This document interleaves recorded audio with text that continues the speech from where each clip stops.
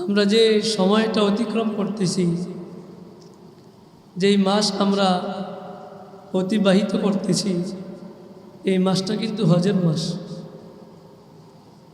আর হজের মাসগুলো অত্যন্ত দামি মাস। সারা দুনিয়ার বিভিন্ন জায়গা থেকে খানায়ে কাবার তাওয়াফের উদ্দেশ্যে দলে দলে মানুষ খানায়ে কাবার দিকে যেতে থাকে। এটা আল্লাহ পাক রব্বুল আলামিনের বান্দাদের প্রতি বড় এহসান ও দয়া, যে আল্লাহ তাআলা বান্দাদেরকে খানায়ে কাবা পর্যন্ত যাওয়ার খুব সহজ সুরত করে দিয়েছে। একটা সময় অতিক্রান্ত হয়েছে যখন মানুষের হজ করতে অনেক কষ্ট হতো, লম্বা সফর করা লাগতো, 6 মাস 7 মাস পানি পথে সফর করতে করতে খানায়ে কাবার আঙ্গিনায় যে উপস্থিত হতো। কিন্তু কালের অতিক্রমে আল্লাহ পাক রব্বুল আলামিন মানুষের চলাচল যাতায়াতের ব্যবস্থা অনেক সহজ করে দিয়েছে, যেটা অতীতের মানুষ কখনো এমনটা কল্পনাও করতে পারে না, যে এত সহজে দীর্ঘ লম্বা রাস্তা, লম্বা পথ, দীর্ঘ সফরকে খুব সহজেই অল্প সময়ে পাড়ি দিতে পারবে মানুষ। এটা আগেকার মানুষরা কখনো কল্পনাও করতে পারে না। হজ ইসলামের একটা উল্লেখযোগ্য রুকন। নামাজ যেমন ফরজ, রোজা যেমন বছরের 1 মাস ফরজ, যাকাত যেমন ধনীদের উপর ফরজ, ঠিক হজ করা, খানায়ে কাবার তাওয়াফ করা, হজের বিভিন্ন আরকানগুলো, ওয়াজিবাতগুলো আদায় করা, এটাও ইসলামের অন্যতম একটা রোকন, একটা ফরজ। নামাজকে অস্বীকার করলে মানুষ যেমন কাফের হয়ে যায়, মানুষ যেমন তার মধ্যে যেমন ঈমান থাকে না, ঈমানের গণ্ডি থেকে, মুমিনের নাম থেকে যেমন তার নামটা বাদ পড়ে যায়, ঠিক কেউ যদি হজের বিধানকে, হজের ফরজিয়তকে কেউ অস্বীকার করে, তাহলে ওই লোকটাও মুমিনদের খাতা থেকে তার নাম কেটে যায়। এই জন্য কোনোভাবেই এটা বলা ইসলাম সমর্থন করে না যে একটা ঘরের জিয়ারতের উদ্দেশ্যে, কিছু বিধিবিধান মানার উদ্দেশ্যে লক্ষ লক্ষ টাকা খরচ করে দুনিয়ার বিভিন্ন ব্যস্ততাকে পেছনে ফেলে দিয়ে হজ করতে যাওয়া লাগবে। এটা অর্থনৈতিক অনেকটাই একটা নাউজবিল্লাহ, একটা অপব্যয়ের মতো। যারা এই কথাগুলো বলে এরা আসলে প্রকৃত মুসলমান। আল্লাহ তাআলা যেটাকে ফরজ করেছেন, মুসলমান এটা নির্দ্বিধায় বিনা বাক্যে মেনে নিতে হবে। এটার নামই মুসলমান। মুসলিম মানিতে হলো আল্লাহ আল্লাহ রাসূলের বিধানের সামনে নিজেকে অর্পণ করে দেয়। মুসলমানে যদি আল্লাহ পাকের বিধান, রাসূল আকরাম সাল্লাল্লাহু আলাইহি ওয়াসাল্লামের বাতলে দেওয়া পথ গ্রহণ করতে গড়িমসি করে, বিভিন্ন ধরনের মন্তব্য করে, তো সে তো মুসলমান না। তার নামের অর্থের সাথে তার তো কোনো মিলেই নেই। আল্লাহ তাআলা কোরআনে কারীমের মধ্যে ইরশাদ করেছেন সূরা বাকারার আয়াত, ও আতিমুল হজ্জ ওয়াল উমরাতা লিল্লাহ, তোমরা হজকে পুরা করো, উমরাকে পুরা করো, তোমরা হজ করো। সূরা আলে ইমরানের আয়াতের মধ্যে আসছে, আল্লাহ বলেন, ওয়ালিল্লাহি আলান নাসি হিজ্জুল বাইতি মান ইসতাতা ইলাইহি সাবিলা ওয়া মান কাফারা ফাইন্নাল্লাহা গনিয়্যুন আনিল আলামিন। আল্লাহ পাক রব্বুল আলামিন বলেন, ওয়ালিল্লাহি আলান নাসি হিজ্জুল বাইতি মান ইসতাতা ইলাইহি সাবিলা, যারা আল্লাহর ঘর পর্যন্ত পৌঁছার সক্ষমতা রাখে, যাদেরকে আমি আল্লাহ সচ্ছলতা দান করেছি, যাদের টাকা পয়সা আছে, অর্থ কড়ি আছে, যারা আমার ঘর পর্যন্ত পৌঁছতে পারবে, ফ্যামিলির খরচকে বহন করে, ওই সমস্ত লোকদের উপর আমার ঘরের তাওয়াফ করা, আমার ঘরের উদ্দেশ্যে সফর করা জরুরি। তারা যেন আমার ঘরের উদ্দেশ্যে সফর করে। ওমান কাফারা ফাইন্নাল্লাহা গনিয়্যুন আনিল আলামিন।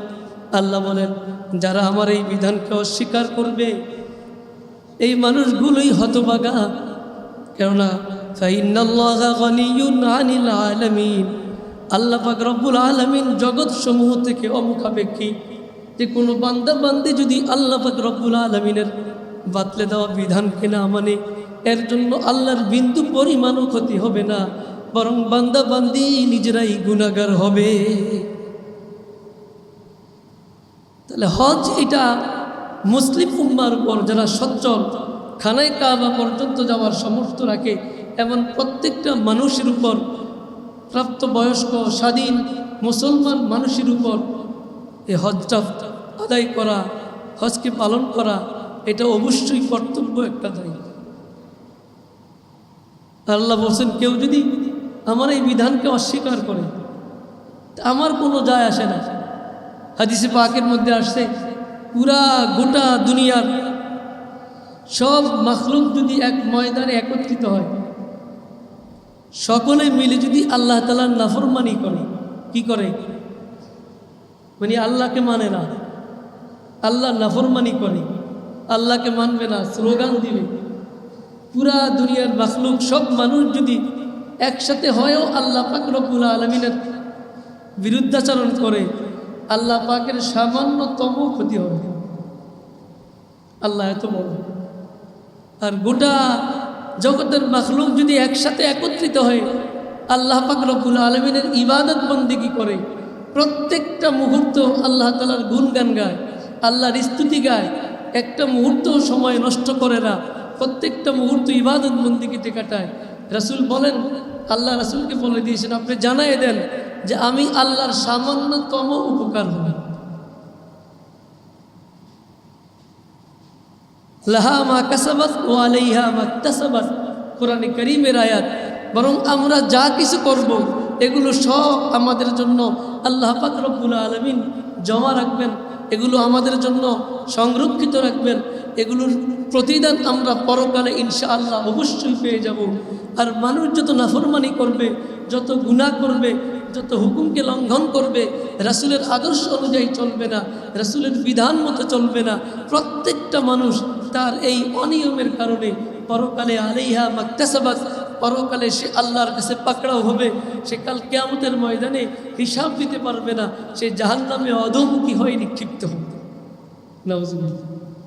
তাহলে হজের বিধান এটা কিন্তু ফরজ। হজ ফরজ হওয়ার একটা শর্ত হলো সক্ষমতা জরুরি। কি জরুরি? সামর্থ্য জরুরি। যাদের কাছে হজ করার মতো সামর্থ্য আছে, এই সামর্থ্যটা দুই ধরনের, খুব খেয়াল করে শুনবেন। একটা হলো আল ইস্তিতাআতুল মালিয়া, অর্থনৈতিক সামর্থ্য, অনেক টাকা আছে, টাকা পয়সার মালিক। আরেকটা হলো আল ইস্তিতাআতুল বাদানিয়া, শারীরিক সক্ষমতা। টাকা পয়সা আছে অনেক, শারীরিক সক্ষমতাও আছে, তাহলে এই ব্যক্তি তো কোনো আর কথা বলাই লাগে না, এই ব্যক্তির উপর হজ ফরজ। তাহলে এই ব্যক্তি খুব দ্রুত সে হজের কার্য সম্পাদন করে ফেলে, সে বিলম্ব করবে না। যদিও জীবনে হজ কয়বার করা ফরজ? একবার। আমরা সব মুসলমানরা জানি জীবনে হজ একবার করা ফরজ। এখন এক ব্যক্তির যদি অর্থনৈতিক সক্ষমতা আছে কিন্তু তার শারীরিক সক্ষমতা নাই, সে প্লেনে উঠতে পারে না,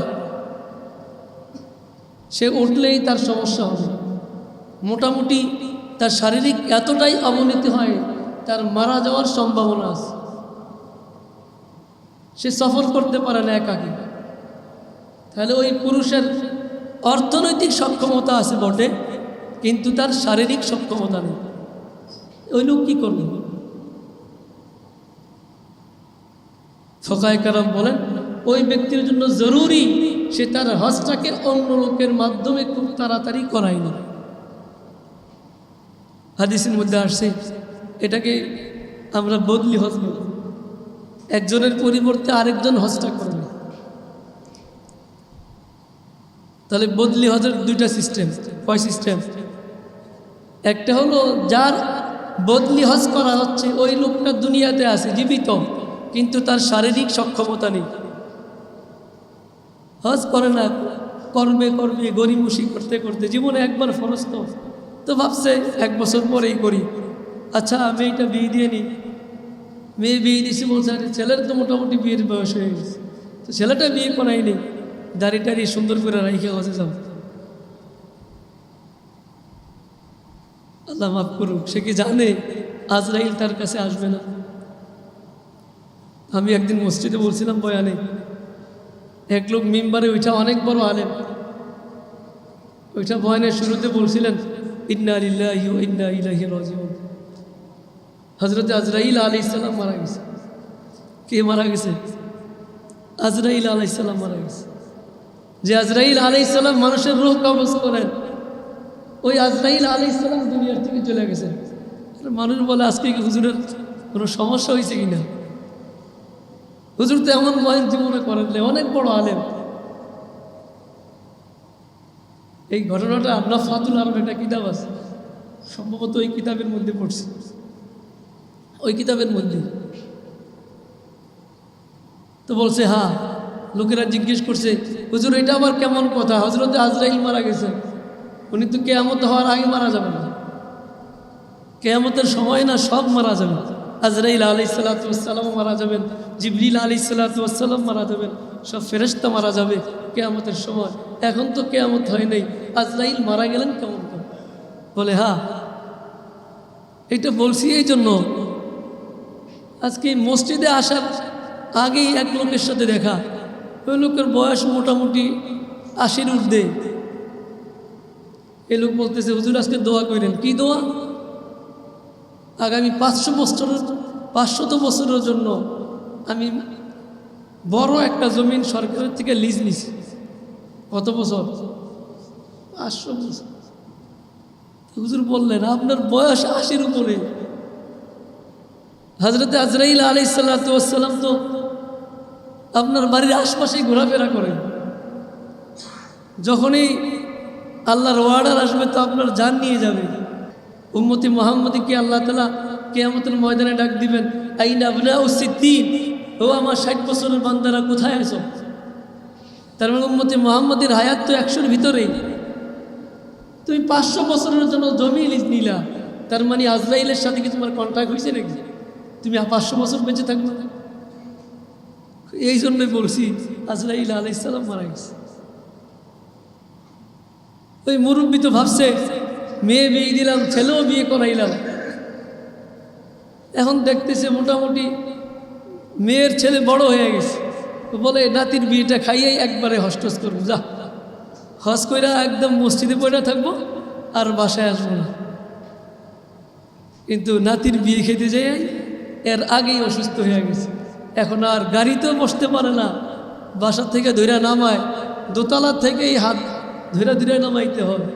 নামাজে দাঁড়ায় ওযু ভেঙে যায়, নিচে ফ্লোরে বসেও নামাজ পড়তে পারে না, মসজিদে এসে চেয়ারে বসতে হয়।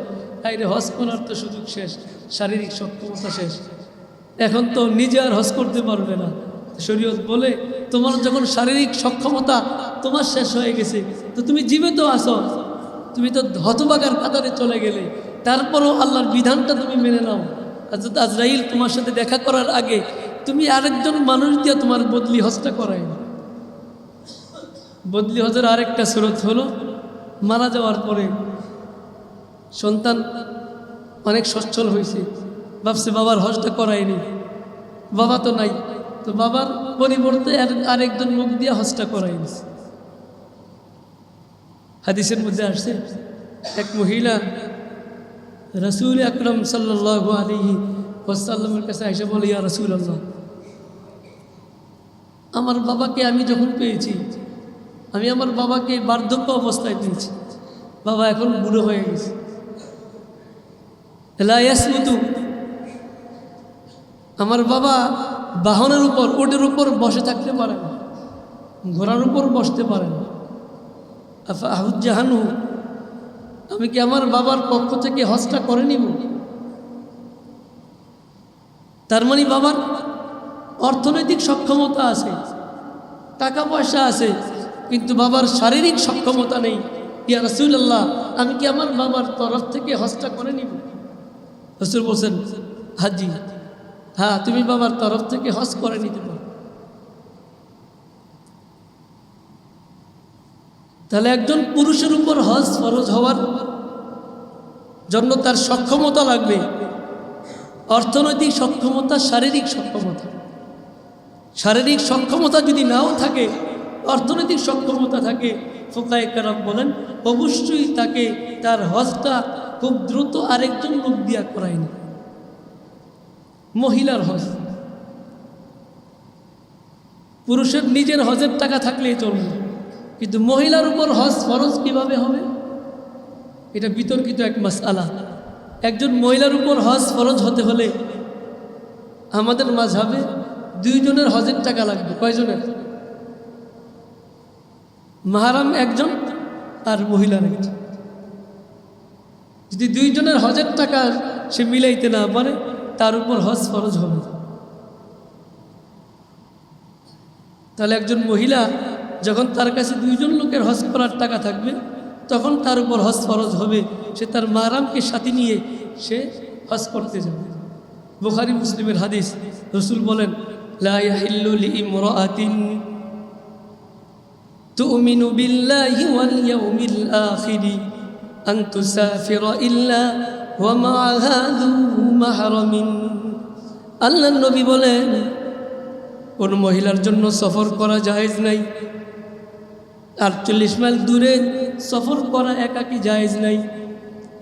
একজন মহিলা কোনোদিন তার মাহরাম ছাড়া 48 মাইল দূরে সফর করতে পারবে না। যদি তাকে সফর করতেই হয়, তাকে যদি 48 মাইল দূরে যেতে হয়, অবশ্যই তার সাথে আরেকজন মাহরাম লাগবে। যদি তার সাথে মাহরাম থাকে, তাহলে একজন মহিলা 48 মাইল দূরে সফর করতে পারবে। খানায়ে কাবা আমাদের দেশ থেকে বহু দূরে, সুতরাং সফরের যেহেতু সীমানা, সফরের যেহেতু দূরত্ব, এই জন্য একজন মহিলার উপর তখনই হজ ফরজ হবে যখন মহিলার কাছে দুইজন লোকের হজ করার মতো টাকা থাকবে। যতক্ষণ পর্যন্ত দুইজনের হজ করার মতো টাকা না থাকবে, ততক্ষণ পর্যন্ত মহিলার উপর হজ ফরজ হবে না। এই হাদিস আমাদেরকে কি বুঝাইল? যে একজন মহিলা একাকী কোনোদিন মাহরাম ছাড়া 48 মাইল দূরে সফর করতে পারবে না। যদি স্বামী ঘরে বসে থাকে আর মহিলাকে বলে, যাও তুমি তোমার বাবার বাড়ি যাও, স্বামী ঢাকায় থাকতেছে বাসায়, আর তার বাবার বাড়ি 48 মাইল দূরে, ধরেন কুমিল্লাতে অথবা নোয়াখালীতে, চাঁদপুরে 48 মাইল দূরে তার বাবার বাড়ি। ওই মহিলা যদি তার স্বামীকে রেখে একাকী 48 মাইল দূরে তার বাবার বাড়িতেও যায়, তার রাসূল বলেন সেটা মহিলার জন্য বৈধ হবে না। মহিলা নিজেও গুনাহগার হবে। তার স্বামী যে বাসায় বসে আছে, কাজে ব্যস্ততা দেখিয়েছে স্ত্রীকে, ওই স্বামীও গুনাহগার। তাহলে আমাদের সামাজিক অবস্থাটা কোন জায়গায় দাঁড়াইছে? মহিলারা কি পরিমাণ একাকী সফর করাকে পছন্দ করে। স্বামী তার সাথে যাক, অধিকাংশ মহিলার বেলায় দেখা যায় তার সাথে স্বামী যাক, সে সেটা পছন্দই করতে চায় না। সে একাকী সফর করাকে তার কাছে খুব ভালো মনে করে। এটা ইসলাম কখনো সমর্থন করে না। যদি একজন স্বামী তার বিবিকে একাকী 48 মাইল দূরে সফর করতে দেয়, ওই মহিলা নিজেও তো গুনাহগার হবে, কোনো সন্দেহ নাই। স্বামী পর্যন্ত তার কারণে গুনাহগার।